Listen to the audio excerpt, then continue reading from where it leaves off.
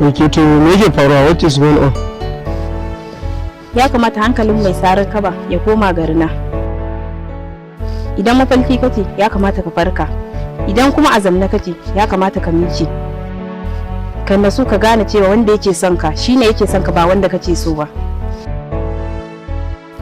Domin ni nake son ka, Kanisa tukun wani take so daban ba kai ba.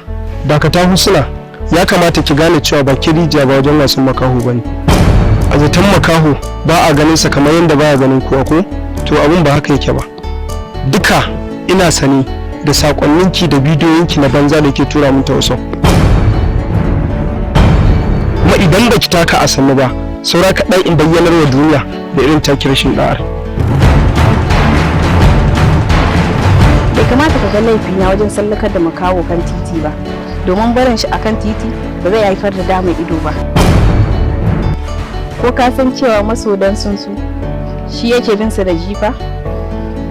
To ka sani cewa komai na yi akan son ka karka ga laifina. Kuma ka sani cewa kira son ka a cikin raina ba kamar kira hula bane da zaka cire shi a lokaci guda. Sa son ki a zuciyata ba kamar ɗaura ɗan kwali bane da zaki iya sawa a lokacin da kin ga dama. You are just wasting your time for nothing. Dan ni baran saurari ki ba, ki je ki abin da ya dace.